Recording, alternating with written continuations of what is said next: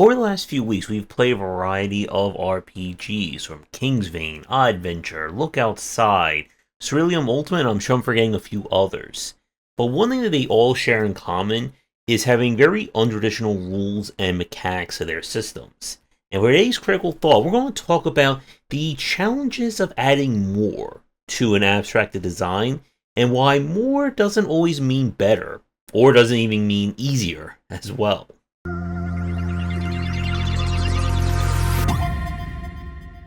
When I did my first design deep dive video, I posed the difficulty of making a platformer by saying to recreate a Mario game without being able to play it.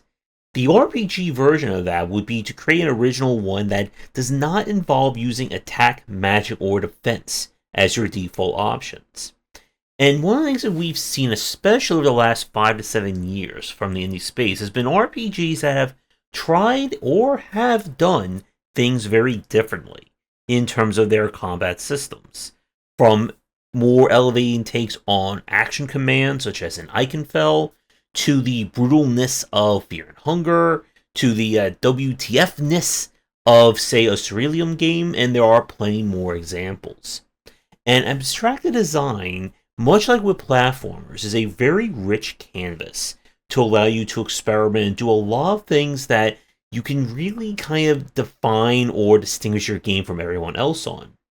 But the challenge of abstracted-based systems, and this is something that we've talked about in previous Critical Thoughts, is that as you add more and more on top of a traditionally simple system, does it make things better or easier or even more engaging to the player? When we talk about a lot of older or snappier RPGs, a battle can be 10 seconds, 15, 20 seconds, just hit auto battle, auto win, and you're done. When we start adding more and more elements to it, suddenly that 20-second battle can turn into 40 seconds, a minute, 2 minutes, 3 minutes. And if it is a random encounter system, then you can have it happening randomly.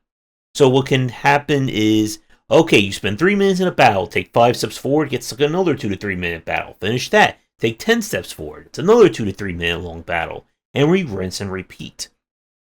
And a consideration you need to be aware when it comes to RPG design: do your extra systems actually add up to being rewarding to the player? And this is something that goes with an earlier topic when I talked about some of the issues I had with action commands or their recent implementation, where the action command itself is not the reward for good play. It is the baseline for what you want the player to do. So it's that difference between, okay, if I hit the action command, I do 200 points of damage. If I don't hit the action command, I do 10 points of damage. And all enemies have 20,000 health. So if I don't hit the action command, then I am going to be spending the next 5 to 10 minutes whittling down these enemies. And what you want in any kind of good RPG design system is, if you're going to have a system be the front runner or the showstopper, that needs to be rewarding to do. The player needs to feel like they are getting ahead by doing things correctly. And if they don't do things correctly, then the punishment should be very explicit. If we talk about the older school Shin Megami Tensei games, not the Persona ones, but the main branch, those games were like, oh, you brought the wrong counter to this fight, you are dead. You brought the right counter, that enemy is now nothing to you. And this kind of goes, or this is a really interesting intersection when we talk about roguelike and roguelike design, in that the best games make it very explicit in terms of what works and what doesn't work. Now, a good example that we played lately of kind of making it very apparent how important these systems are would be Super Mario RPG Armageddon. This is a kind of, I don't know, we would say it's a Kaizo style hack or Kaizo style mod, but it's definitely a challenging mod and recreation of Super Mario RPG. And what they did was they took the action command system and they doubled it. So every basic attack now has a double command. And it kind of goes like this. If you get the normal attack, you do 200 points of damage. You get the first action command right, you do 1,000 damage. You get the full action command correct, you now do 3 to 5,000 damage with your hit if the enemy is weak to it. And while the enemy's healths are all been boosted to go with the mod and the rebalancing, getting those perfect action commands lets you demolish a lot of the fights. Now, conversely, if you don't get it right, you're going to be in for a world of pain, especially if you play it on the super masochistically hard mode. But the point definitely stands that it's a case where it is very apparent and very explicit that these systems are meant to be used, and they're meant to be used in a very specific way. Now, when we checked out Oddventure lately on stream, the issue that I had with it was that its original system of manipulating emotions didn't feel engaging or rewarding to use. It felt more like a punishment.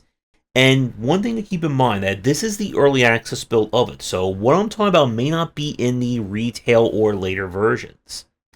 What they did is that when you manipulate emotional use abilities, it affects your entire party too. So if you're trying to make the enemy feel weaker or sadder, you're affecting your characters.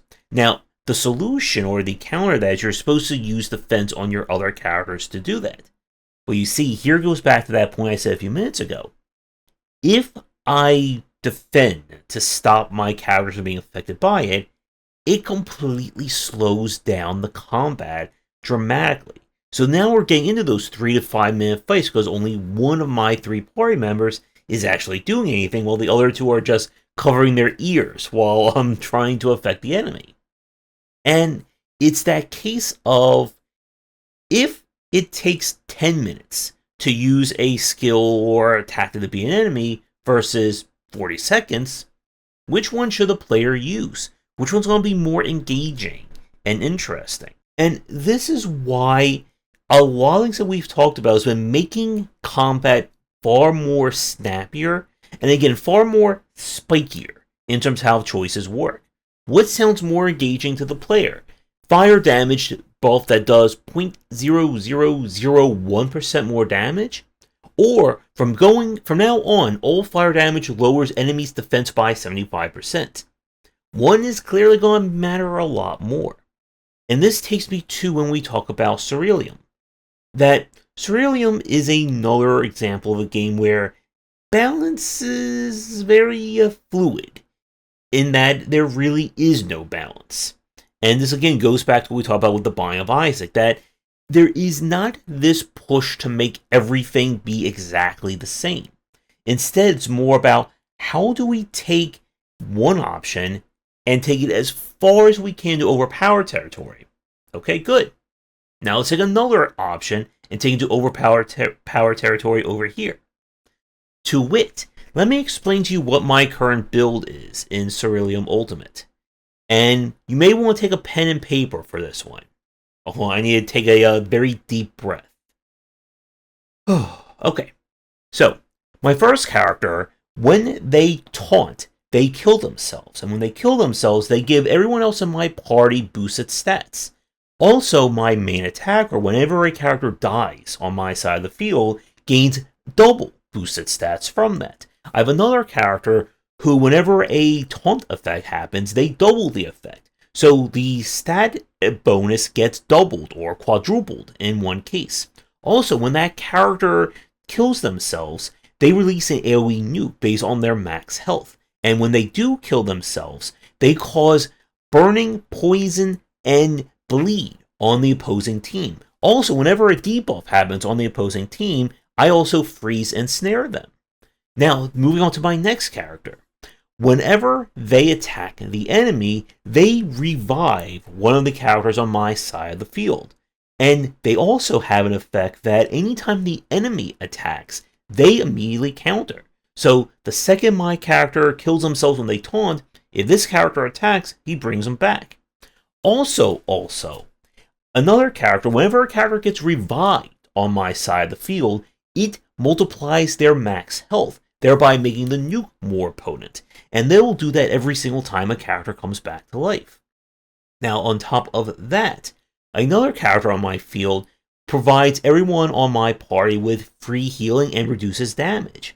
Also, I have a buff that states that No character on my side of the field can take more than 90% damage on a single hit, thereby preventing instant deaths and massive nukes in most cases. Now, we haven't even talked about my main damage dealer yet on my side. That character attacks in a splash and gains, of course, all those stat bonuses that we mentioned a minute ago. And when they attack, I have a modifier on them that can cause confusion, so the enemy can't even attack my characters. But again, it's any characters that attack that causes the counter on my reviver. Now, all this happens on turn 1. On turn 2, all my characters start attacking multiple times in a single turn, and if the battle lasts to turn 3, they become debuff immune. And, to make things even better, I have the perk on that after the first turn, everyone on the battle will now take between 40 to 60% more damage due to battle fatigue, except for my party members, which I have that turned off. And battle fatigue multiplies even more every single turn. So, to kind of speed, or to give the short version of what I just said, you basically have one turn to kill my entire party, or I will rain hell down upon you that you will never be able to recover from, heal from, or try and buff or debuff your way out of. And that's just one example of all the many ways you can break Siralim Ultimate. Whew, I need to take an additional breath after all that. And again, in a game like this, it works because it's supposed to be broken and overpowered. Everything is. And it's a very stark contrast compared to what we see from other indie RPGs.